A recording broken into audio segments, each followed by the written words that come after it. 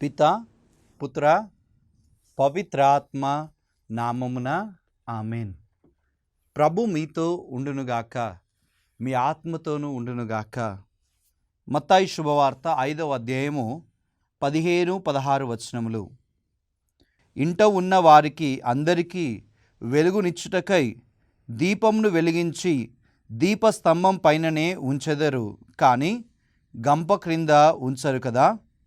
ప్రజలు మీ సత్కార్యములను చూచి పరలోకమందున్న మీ తండ్రిని సన్నుతించుటకు మీ వెలుగును వారి ఎదుట ప్రకాశింపనిండు. క్రీస్తు సువిశేషము. క్రీస్తువా మీకు స్తుతి కలుగునుగాక.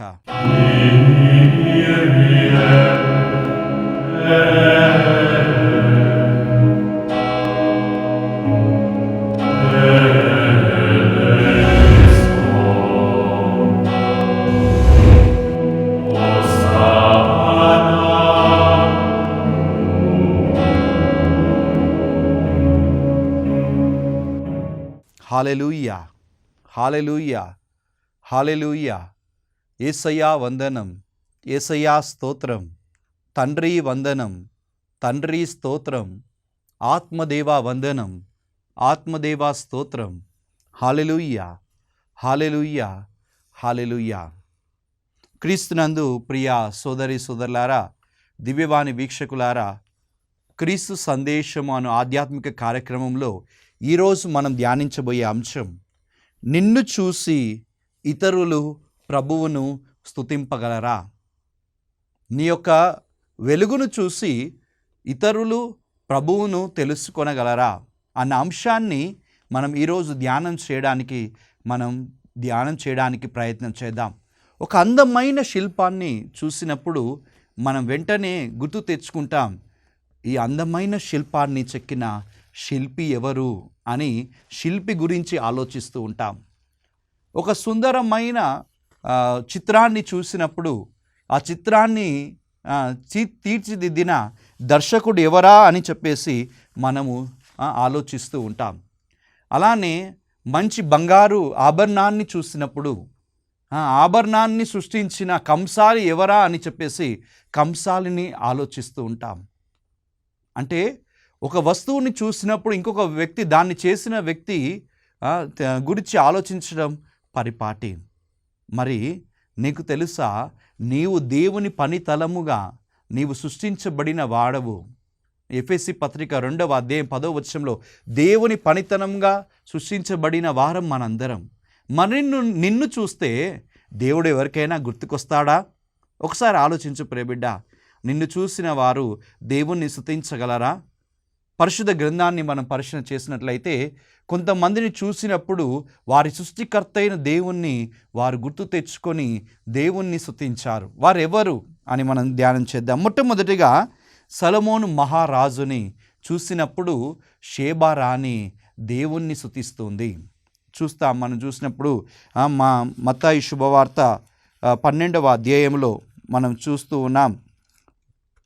షేబా రాణి సొలొమోను రాజు యొక్క మహావిజ్ఞానపు వాక్యములను వినడానికి ఎంతో దూరం ప్రయాణం చేసి వచ్చింది. ఎన్నో ప్రశ్నలను సొలొమోను రాజుకి షేబా రాణి ఏం చేసిందంట అంటే వేసింది. సొలొమోను రాజు దేవుని యొక్క శక్తి చేత, దేవుడిచ్చిన జ్ఞానము చేత, ప్రపంచంలో ఎవ్వరికి ఇవ్వని జ్ఞానమును దేవుడు ఆయనకి ఇచ్చాడు కాబట్టి ఆ జ్ఞానం చేత సొలొమోను మహారాజు షేబా రాణి అడిగిన ప్రతి ప్రశ్నకి ఆయన చాకచక్యముతో జవాబు చెప్పాడు. ఆ జవాబు చెప్పడాన్ని చూసిన షేబా రాణి ఏం చేస్తుందంట అంటే దేవుణ్ణి స్తుతిస్తుంది. సొలొమోను రాజుకి విజ్ఞానం ఇచ్చిన దేవుడు స్తుతింపబడునుగా కానీ ఆమె పలుకుతుంది. మరి నీ జ్ఞానమును చూసి ఎవరైనా దేవుణ్ణి స్తుతించారా? నువ్వు చేసే క్రియలను చూసి ఈ వ్యక్తిని సృష్టించిన, ఈ వ్యక్తికి జ్ఞానం ఇచ్చిన దేవుడు స్తుతింపబడునుగా కానీ ఎవరైనా పలికారా? అందుకే ఇందాక చదివిన సువార్త భాగం మత్తయి శుభవార్త 5వ అధ్యాయం 16వ వచనము, ప్రజలు మీ సత్కార్యములను చూసి పరలోకమందున మీ తండ్రిని సన్నుతించాలి. నీ జ్ఞానాన్ని చూసి దేవుని జ్ఞానాన్ని సన్నుతించాలి. ఆ జ్ఞానము ఇచ్చిన దేవుణ్ణి స్తుతించగలరా? సొలొమోను మహారాజు యొక్క జ్ఞానాన్ని చూసి షేబా రాణి విదేశీయురాలు దేవుని తెలుసుకుంటుంది, దేవుని జ్ఞానమును తెలుసుకుంటుంది. యావే దేవుని పట్ల ఆమె సన్నుతించి యావే దేవుణ్ణి అనుసరించింది. ఇది మొదటి ఉదాహరణ, షేబా రాణి మరియు సొలొమోను మహారాజు. రెండవ ఉదాహరణ మనం చూస్తున్నాం. దానియేలు గ్రంథము 3వ అధ్యాయంలో షడ్రక్, మెషేక్, అబేద్నెగోలు అనే ముగ్గురు వ్యక్తులు. ఆ ముగ్గురు వ్యక్తులు దేవుణ్ణి మాత్రమే ఆరాధించిన వ్యక్తులు. నెబుకద్నెజరు రాజు ఏం చేస్తున్నాడు? ఒక పెద్ద విగ్రహాన్ని, తన విగ్రహాన్ని, 90 అడుగుల విగ్రహాన్ని నిర్మించుకొని దాని చుట్టుప్రక్కల వీళ్ళందరూ కూడా ఆ ప్రతిమను ఆరాధించవలేనని ఒక ఆజ్ఞ పెట్టాడు. కానీ ఈ ముగ్గురు, షడ్రక్, మెషేక్, అబేద్నెగోలు అని ముగ్గురు మాత్రం ఈ ప్రతిమకు మొక్కమని తెలియజేశారు. అటువంటి సందర్భంలో రాజు కోపపడి ఆ ముగ్గురిని అగ్నిలో త్రోయమని చెప్పాడు. ఆ ముగ్గురు అగ్నిలో త్రోసివేయబడ్డారు. అగ్నిలో త్రోసివేయబడ్డ ఆ ముగ్గురు ఏం చేస్తున్నారు? దేవుణ్ణి స్తుతిస్తున్నారు, దేవుని వైపు తిరుగుతున్నారు. అప్పుడు ఏం జరిగిందో తెలుసా? అద్భుతంగా 4వ వ్యక్తి వారి మధ్యలో ప్రత్యక్షమవుతున్నాడు. మనుష్య కుమారుడే అగ్ని వలె, కంచె వలె వారికి కంచె వేసి ఆ ముగ్గురిని కాపాడాడు. ఆ సమయంలో నెబుకద్నెజర్ రాజు దీన్ని ప్రత్యక్షంగా చూసి, ఆ ముగ్గురి విశ్వాసమును చూసి, ఆ ముగ్గురి విశ్వాసము వారిని అగ్నిలో కాల్చివేయబడకుండా దేవుడు రక్షించాడని చూసి నెబుకద్నెజర్ రాజు ఏం చేస్తున్నాడంటే వారిని రక్షించిన యావే దేవుణ్ణి స్తుతిస్తున్నాడు. వారి విశ్వాసమును చూసి నెబుకద్నెజర్ రాజు, దేవుడు నిజమైన దేవుడు మీరు నమ్ముతున్నారు కాబట్టి ఆ దేవుడే మిమ్మల్ని రక్షించాడు అని చెప్పేసి ఆ నిజమైన దేవుణ్ణి స్తుతించి ఆరాధించాడు నెబుకద్నెజర్ రాజు. ప్రియబిడ్డ, షడ్రక్, మెషేక్, అబేద్నెగోలకున్న విశ్వాసం నీలో ఉందా? నీ విశ్వాసాన్ని చూసి ఎవరైనా దేవుణ్ణి స్తుతించారా? మన విశ్వాసం గుళ్ళో ఉన్నంతసేపే, దేవాలయంలో ఉన్నంతసేపు దేవా దేవా దేవా హల్లెలూయా హల్లెలూయా హల్లెలూయా అని విశ్వాసంలో ఉంటాం. కానీ బయటకు వెళితే ఆ విశ్వాసాన్ని మర్చిపోతాం. దేవునితో మనం జీవించాలన్న విషయం మర్చిపోతాం. దేవుని ఆజ్ఞ ప్రకారం జీవించాలన్న విషయం మర్చిపోతాం. అందుకే నిన్ను చూసి ఎవ్వరు దేవుణ్ణి తెలుసుకోవట్లేదు, దేవుణ్ణి స్తుతించట్లేదు. షడ్రక్, మెషేక్, అబేద్నెగోలు వారు నెబుకద్నెజర్ రాజుకే యావే దేవుణ్ణి వారి విశ్వాసం చేత ప్రకటిస్తున్నారు. వారికి నెబుకద్నెజర్ రాజుకి దేవుణ్ణి తెలియజేస్తున్నారు. కాబట్టి మన విశ్వాసం తండ్రిని స్తుతించేదిగా ఉండాలి, తండ్రి వెలుగును పంచేదిగా ఉండాలి. ఇది రెండవ ఉదాహరణ. మూడవ ఉదాహరణ దానియేలు గ్రంథం 6వ అధ్యాయంలో మనం చూస్తూ ఉన్నాం. దానియేలు ఉదాహరణ. అక్కడ ఉన్న రాజు ఒక శాసనాన్ని చేశాడు. ఎవ్వరు కూడా దేవుణ్ణి ఆరాధించకూడదు, రాజును మాత్రమే ఆరాధించాలి. కానీ దానియేలు మాత్రం ఏం చేస్తున్నాడు?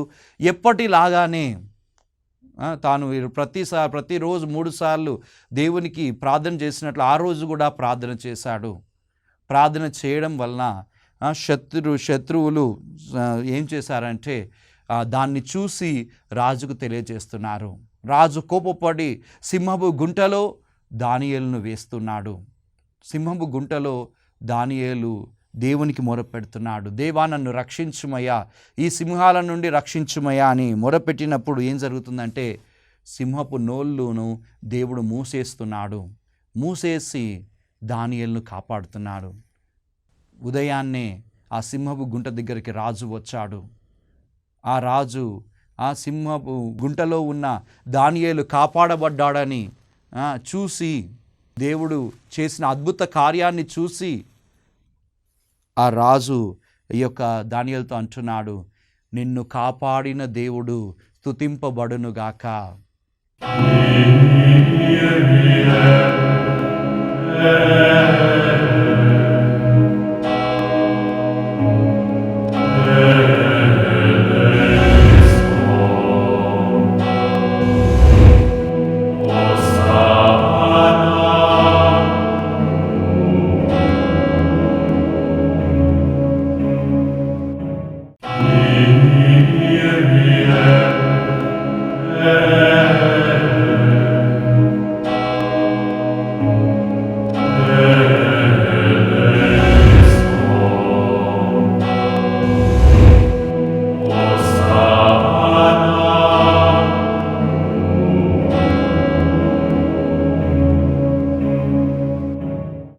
అంటే దానియేలు విశ్వాసము నెబుకద్నెజరు విశ్వాసాన్ని కూడా బలపరచి ఆ దేవుణ్ణి స్తుతించే శక్తిని ఇచ్చింది. సజీవ దేవుణ్ణి తెలుసుకునేలాగా ఈ యొక్క రాజుకు దానియేలు విశ్వాసం ఉపయోగపడింది. మరి నీ విశ్వాసం నీ కుటుంబంలో ఒకరినైనా మారుస్తుందా? నీవు విశ్వాసంతో చేసిన ప్రార్థన ద్వారా అద్భుతాలు జరిగాయా? ఆ అద్భుతాలు జరిగితే అద్భుతాలు చూసిన నీ భర్తో, నీ కుమారుడో, నీ కుమార్తె దేవుడిని స్తుతించిందా? ఒకసారి పరిశీలించుకో ప్రియ బిడ్డ, ప్రియ సోదరి. మన విశ్వాసం, మన ప్రార్థన, మన జీవిత విధానం అద్భుతాలను చేసినప్పుడు ఇతరులు నిన్ను చూసి తండ్రి దేవుణ్ణి స్తుతిస్తారు. అదేవిధంగా మనం చూస్తున్నాం ఇంకొక ఉదాహరణ, మత్తయి శుభవార్త 15వ అధ్యాయము 29వ వచనం నుండి 31వ వచనం వరకు మనం చూసినట్లయితే అనేకమైన రోగములతో కూడిన అనేకమైన వ్యక్తులు యేసు ప్రభు వద్దకు వస్తున్నారు. మత్తయి శుభవార్త 15వ అధ్యాయము 29వ వచనం నుండి 31వ వచనం వరకు వారందరూ కూడా ప్రభు వారిని తాకినప్పుడు యేసు ప్రభు వారందరినీ స్వస్థపరుస్తాడు. గుడ్డి వారిని, మూగ వారిని, వికలాంగులను, అనేక రోగాలతో వచ్చిన వారందరినీ ప్రభు పాద సన్నిధికి తీసుకుని రాగా యేసు ప్రభు వారిని స్వస్థపరిచాడు. అప్పుడు అక్కడున్న ఇజ్రాయేలు ప్రజలు ఏమనుకుంటున్నారంటే ఇంతటి గొప్ప కార్యములు చేసిన దేవుడు స్తుతింపబడునుగాక అని దేవుని స్తుతించారు. యేసు చేసిన కార్యమును చూసి చుట్టుపక్కల ఉన్న ప్రజలు తండ్రి దేవుణ్ణి స్తుతిస్తున్నారు. యేసు చేసిన అద్భుతాలను చూసి చుట్టుపక్కల ఉన్న ప్రజలు తండ్రి దేవుణ్ణి స్తుతించారు. మరి నీవు ప్రార్థన చేసినప్పుడు అద్భుత కార్యం జరిగితే చాలామంది దేవుని స్తుతిస్తారు. అలాంటి కార్యం నీవు యేసయ్యలాగా చేయగలిగావా? కాబట్టి ఈ 4 ఉదాహరణల ద్వారా, సొలొమోను మహారాజు ఉదాహరణ ద్వారా, షడ్రక్, మెషేక్, అబేద్నెగోల విశ్వాసము ద్వారా, అదేవిధంగా దానియేలు విశ్వాసం ద్వారా, యేసయ్య అద్భుత కార్యాల ద్వారా చుట్టుపక్కల ఉన్న ప్రజలందరూ కూడా యేసయ్య తండ్రి దేవుణ్ణి తెలుసుకున్నారు, తండ్రి దేవుణ్ణి స్తుతించారు. మరి నీ విశ్వాసము, నీ జ్ఞానము, నీ ప్రార్థన, నీవు చేసే పనులు తండ్రి దేవుని వెలుగును ప్రపంచంలో చాటగలవా? అందుకే యేసుప్రభు అంటున్నాడు, నేను లోకమునకు వెలుగు, ఎవడు నాందు ఉంటాడో అతడు అంధకారమున నడవక వెలుగునిచ్చేవాడిగా ఉంటాడు, వెలుగుతో నింపబడతాడు, అతడు ప్రపంచానికి వెలుగు అవుతాడు అని చెప్పి యేసుప్రభు అంటున్నాడు. అంటే మనము దేవుని నుండి వెలుగు పొందుకొని ఆ వెలుగును ప్రపంచంలో ఇవ్వాలి. అలా ఇచ్చినప్పుడు నిన్ను చూసి ఇతరులు దేవుణ్ణి స్తుతించగలరు. క్రీస్తే వెలుగు. ఆ వెలుగును చూసి ప్రపంచం తండ్రి దేవుణ్ణి స్తుతిస్తుంది. అదేవిధంగా నీవు వెలుగుగా మారినప్పుడు నిన్ను చూసి ప్రపంచం తండ్రి దేవుణ్ణి స్తుతిస్తుంది. ఆ వెలుగుగా మారడానికి మనం ఏం చేయాలంటే దేవుని నుండి కొన్ని అద్భుతమైన వరములను మనం పొందుకోవాలి. నిన్ను చూసి ఇతరులు దేవుణ్ణి స్తుతించాలంటే నీలో ఏదో ఒక ప్రత్యేక వరం నీలో ఉండాలి. ఆ వరాలే కొరింథీయులకు రాయబడిన మొదటి లేఖ 12వ అధ్యాయంలో చాలా వరాలు లిఖించబడ్డాయి. ఆ వరాలు ఏది ఉన్నా సరే తప్పకుండా ఏం జరుగుతుందంటే నువ్వు ప్రపంచానికి వెలుగుగా మారుతావు. ఆ వెలుగును చూసి అందరూ తండ్రి దేవుణ్ణి స్తుతిస్తారు. ఆ వెలుగులో ఆ వరాలు ఏంటంటే విశేష వరాలు, పరిశుద్ధాత్మ విశేష వరాలు. మొదటి వరం స్వస్థతలను ఇచ్చే వరం. అంటే నువ్వు ప్రార్థించినప్పుడు అద్భుతాలు జరగడం, స్వస్థతలు జరగడం. ఆ వరాన్ని నువ్వు పొందుకుంటే నిన్ను చూసి దేవుణ్ణి ప్రజలు స్తుతిస్తారు. జ్ఞానవరం అంటే దేవుని యొక్క జ్ఞానాన్ని ప్రతిరోజు సొలొమోను ప్రార్థించి పొందుకున్నట్లు మనం పొందుకోవడం ద్వారా నిన్ను చూసి ప్రజలు తండ్రి దేవుణ్ణి స్తుతిస్తారు. అదేవిధంగా ప్రవచన వరం అనగా ప్రవచనాలను ప్రకటించడం, ఒక జీవితంలో జరగబోతుంది అని చెప్పడం, ఆ విషయాలు చెప్పడం ద్వారా ఆ వరం ఉన్నప్పుడు నిన్ను చూసి ప్రజలు దేవుణ్ణి స్తుతించగలరు. దర్శన వరం అంటే ప్రభు దర్శనాలను చూపించి ప్రజల్ని హెచ్చరించమని చెప్తూ ఉంటాడు. ఆ వరం మనం పొందుకున్నప్పుడు నిన్ను చూసి ప్రభువును తండ్రి దేవుణ్ణి ప్రజలు స్తుతించగలరు. బోధనా వరం అంటే నత్తి వాళ్ళని ప్రభు బోధించే వ్యక్తులుగా మార్చడం. నేను కూడా ఒక నత్తివాన్నే, కానీ ప్రభు బోధించే వరంతో అనేక మందికి వాక్యం బోధించే వరంతో నింపుతున్నాడు. కాబట్టి నన్ను చూసి తండ్రి దేవుణ్ణి ఒక్కరైనా స్తుతిస్తారు. కాబట్టి బోధన వరం ఉన్నప్పుడు మనం తండ్రి దేవుణ్ణి మనం స్తుతించగలం. అదేవిధంగా భాషా వరం, వివిధ భాషల్లో మాట్లాడే వరం దేవుడు ఇస్తాడు. ఆ వరం మనం పొందుకున్నప్పుడు నిన్ను చూసి ప్రభువును తండ్రి దేవుణ్ణి ప్రపంచమంతా స్తుతిస్తుంది. కాబట్టి ఇలాంటి వరాలు మనం పొందుకోవాలి. అలా పొందుకున్నప్పుడు మనల్ని చూసి ఈ యొక్క ప్రపంచం సృష్టికర్తను తెలుసుకోగలుగుతుంది. ఒక శిల్పమును చూసినప్పుడు శిల్పిని గుర్తు తెచ్చుకున్నట్లు, ఒక సుందరమైన ఆభరణాన్ని చూసి ఆభరణాన్ని చేసిన కంసాలని గుర్తు తెచ్చుకున్నట్లు, ఒక సుందరమైన చిత్రాన్ని చూసి ఆ యొక్క దర్శకుణ్ణి మనం గుర్తు తెచ్చుకున్నట్లు ఈ ప్రపంచంలో నిన్ను చూస్తే తండ్రి దేవుడు గుర్తుకు రావాలి. అలా గుర్తుకు వచ్చిన రోజు నీ జీవితం ధన్యం. ప్రభు జీవితంతో నీ జీవితం అంటుకొని ఉన్నట్టు నీవు పరలోకానికి అర్హుడవుతావు. అలాంటి కృప దేవుడు మనకు దయచేయాలని ఈ యొక్క ప్రార్థనలో ప్రభువును ప్రార్థించుకుందాం. కళ్ళు మూసుకొని చేతులు జోడించి ప్రభువును ప్రార్థించుకుందాం. మహోన్నతుడైన దేవా, సర్వశక్తిమంతుడా, నీ పరిశుద్ధ నామానికి వందనాలు, స్తోత్రాలు తండ్రి దేవుణ్ణి ఈ లోకానికి చూపడానికి మా జీవితం ఆదర్శవంతంగా కావాలి. అందుకే నీ వాగ్దానం ఇస్తున్నావు తండ్రి. నీ వెలుగును పరుల యందు చూపించండి, అప్పుడు తండ్రి దేవుణ్ణి వాళ్ళు సన్నుతిస్తారని వాగ్దానం ఇచ్చావు. ప్రభువా, మాలో అంధకారం ఉంచే మేము వెలుగును ఇవ్వలేం. అందుకే మాలో ఉన్న పాపాంధకారాన్ని తొలగించి నీ పరిశుద్ధాత్మ వరములతో నింపి నిన్ను స్తుతించే శక్తిని ప్రజలందరికీ దయచేయండి. మమ్మల్ని చూస్తే నువ్వు గుర్తుకు రావాలి ప్రభువా. సృష్టికర్త అయిన నిన్ను గుర్తుకు తెచ్చుకోవాలి ప్రజలంతా. అటువంటి శక్తిని మేము పొందుకోవాలంటే ప్రభువా, మాలో నీ పరిశుద్ధాత్మ వరాలను దయచేయమని వేడుచున్నాం. సొలొమోను మహారాజు యొక్క జ్ఞానాన్ని చూసి షేబా రాణి నిన్ను పొగడింది. షడ్రక్, మెషేక్, అబేద్నెగోల విశ్వాసాన్ని చూసి నెబుకద్నెజర్ రాజు నిన్ను తెలుసుకుంటున్నాడు, నిన్ను పొగడుతున్నాడు. దానియేలు యొక్క ప్రార్థనా శక్తిని చూసి నెబుకద్నెజర్ రాజు యావే దేవుడే నిజమైన దేవుడని దేవుని స్తుతించాడు. అదేవిధంగా యేసు ప్రభు యొక్క స్వస్థతా శక్తిని చూసి అనేక మంది తండ్రి దేవుని స్తుతించారు. ప్రభువా, వీళ్ళందరి ఉదాహరణల్లో మీరు స్తుతించబడినట్లు నన్ను చూసినప్పుడు కూడా, మమ్మల్ని చూసినప్పుడు కూడా ప్రపంచం నిన్ను తెలుసుకోగలగాలి. కనుక స్వస్థతా వరముతో, బోధనా వరముతో, భాషా వరముతో ప్రభువా మమ్మందరిని నింపండి తండ్రి. దర్శన వరంతో నింపండి తండ్రి. మమ్మల్ని చూసినప్పుడు పరలోకంలో అయిన తండ్రి అయిన నిన్ను గుర్తు తెచ్చుకొని నిన్ను స్తుతించే బిడ్డలుగా అనేక మందిని లేవనెత్తమని వేడుకొంచున్నాం తండ్రి. ప్రభువా, మమ్ము మలచిన దేవుడు నీవు. మమ్మ ఎందుకు మలిచావో నీకే తెలుసు తండ్రి. కనుక మమ్ము మలచిన దేవా, మాకు నీ శక్తినిచ్చి నిన్ను ఈ లోకంలో మేము ప్రకటించే శక్తులుగా మమ్ము మలచమని వేడుకొంచున్నాం తండ్రి. మా జీవిత విధానం సరిగ్గా ఉన్నప్పుడు ప్రజలు నిన్ను స్తుతిస్తారు. అలా సరిగ్గా జీవించే వరం మాకు దయచేయండి. 10 ఆజ్ఞల ప్రకారం జీవించే శక్తిని మాకు దయచేయండి. అప్పుడు 10 మంది నిన్ను తెలుసుకొని నిన్ను స్తుతించే వ్యక్తులుగా వారు మారుదురుగాక. ఈ మనవులన్నింటినీ మా రక్షకుడు, మా నాథుడు యేసు అతి పరిశుద్ధ నామంలో అడిగి ప్రార్థిస్తున్నాము తండ్రి. ఆమేన్.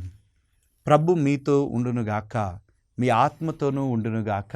సర్వశక్తిగల సర్వేశ్వరుడు పిత, పుత్ర, పవిత్ర ఆత్మ మేము దీవించి ఆశీర్వదించి కాచి కాపాడుదురుగాక. ఆమేన్.